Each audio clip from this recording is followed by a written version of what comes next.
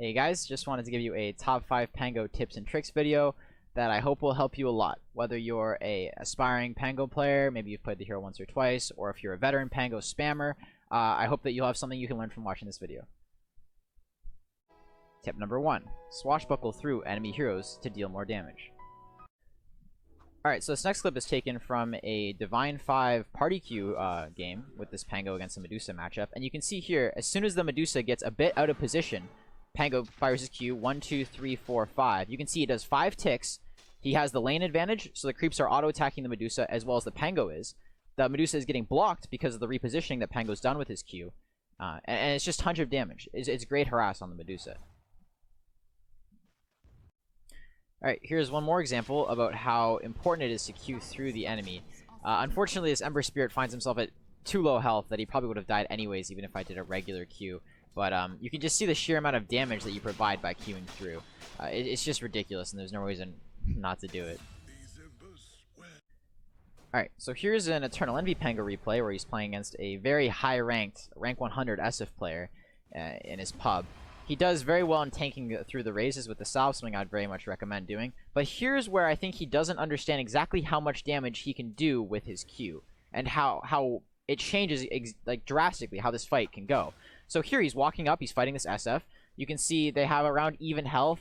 The SF has cast his first raise. And here, after he gets this disarm, this is go time. He should keep running after the SF. You can do the Q through trick to deal 5 procs with his Q. It's just an insane amount of damage. You can see here's how much forward procs will do. And if he was actually still auto-attacking the SF, I do believe that this would have been a kill. And instead, he does end up having to fall back. He needs to fray himself another salve, and this lane just starts going south real fast. He just doesn't have the health to keep up with the SF. The SF's just going to fray himself more mangoes and harass the Pango again.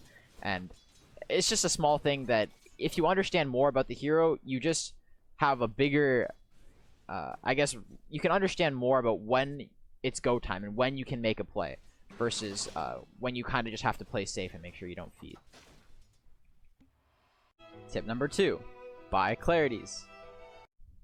Alright, so I have a replay here from a game that I actually just played where I was against this very high-level PA player, where I want to talk about the importance of buying clarities on Pangolier.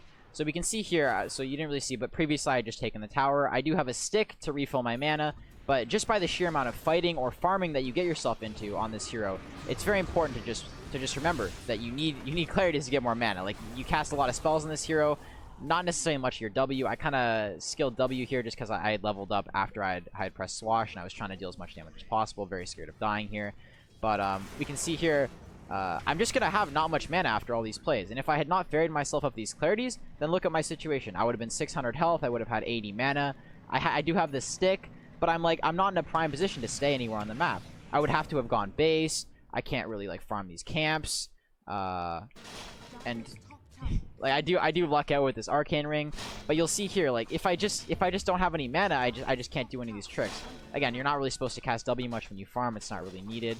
But because I have these clarities, or I did pop this clarity a little earlier, I am able to take a lot of jungle farm before I go base. And this is just something that I don't see very much. People aren't really abusing the fact that you have your own courier, you can deliver yourself items whenever you want, and you can just have a bunch of clarities in your inventory. And here even, I'm allowed to buy a Morbid Mask, and I'm able to actually just not go to base. Which is something, I'm sure after that fight finished, you saw my mana and you're like, oh, this guy definitely has to go base. And then you just see me get clarities. You can see how I'm farming the map now. And it's just something that I don't see much in a lot of Pango play. Tip number 3. Try to take advantage of the walls around you while you're rolling. Alright, so we're going to take a quick look at this Divine Pango player again. So he's doing a ton of stuff really well on this hero. I love a lot of his Qs. Not so much this one, but I like how he's playing the lane. He's harassing a lot. And here comes the roll. So this is one of the tips that I have for the roll. So you just have to learn to just play the hero more. The more you play the hero, you'll understand more about which walls will put you in which direction. You'll understand more about the stun duration before you can hit him again and proc another stun and deal the extra damage. And it's just something that comes with experience, is all. So you'll see if I resume in this clip, he's going to get his roll up again. And this is going to be a little bit better roll. I would have gone off of this wall before bouncing back.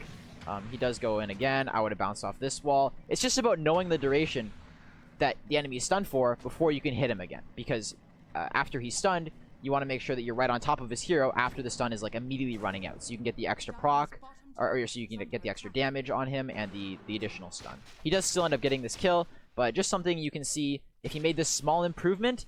If the Medusa was, say, a little bit tankier, maybe it's a different hero, it's a much tankier hero, then you can see how you can really abuse this hero to get these kills in these tight, close situations next to walls, where you otherwise, maybe you think you wouldn't be able to get the kill. Tip number 4. Change where you end up after casting Swashbuckle, depending on the situation. So here's an example from, again, this Envy game. He's laning against this rank 100 SF. You can see this SF walks up thinking he's invis. Envy does have a disruptor on the map. It's very hard to see with his camera. But he ends up going on this SF. And this is where he makes a mistake, or something I would say is a mistake. So when he goes on this SF, he should be casting his Q, not from here, but he should be using his Q to travel the distance to the SF. So when he starts channeling his roll, he doesn't have to actually roll towards the SF. By rolling towards the SF, he's wasting time during the roll. So he's wasting the full roll duration where he could be rolling for longer. And he also allows the SF time to run away from the roll.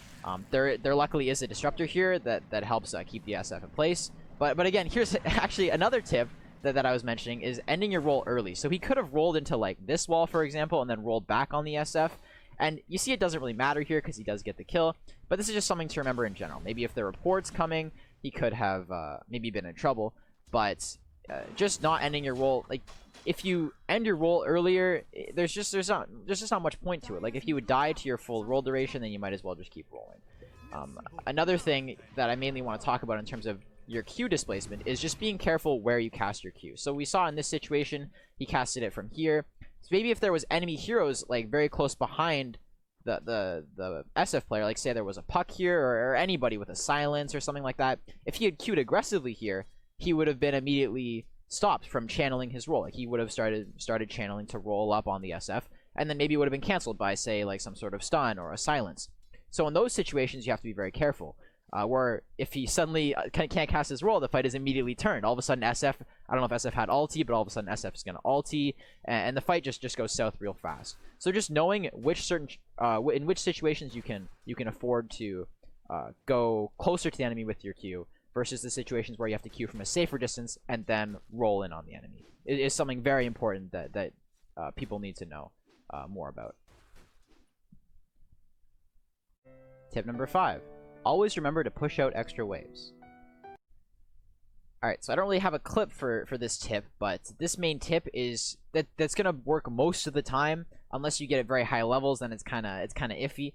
But I find that if you always push one more wave, it does a lot. It does wonders for the game. So you push lanes so fast on this hero, especially when you buy Maelstrom or even if you go Vlad's Diffusal, that it's so hard to almost not push waves. Like your Q just insta clears the wave, especially if you have Maelstrom, and then you can just rotate elsewhere on the map while putting pressure on one part of the lane. You also have so many innate escape abilities built into the hero. Even after you cast your Q to kill the wave, it would take like most of the time, not even 2 heroes are enough to kill you unless they have like specific pango killing abilities. That it feels good to push the wave, and it's so quickly that it's just so worth it.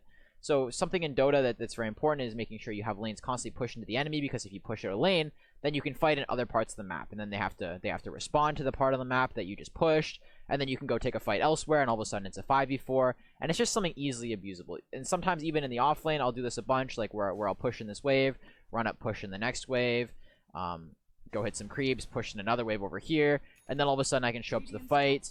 And even if we don't take the fight, eventually someone's going to leave to push out top, the lane that I massively just pushed in.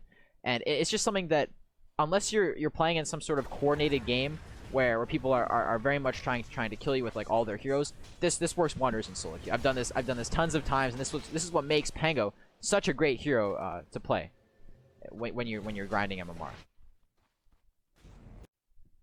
Alright, thanks for watching this video. If you have any questions, comments, or advice going forward on what kind of videos you'd like to see, definitely make sure to leave a comment down below. And I wish you guys the best of luck in your Pango games going forward. Thanks for watching.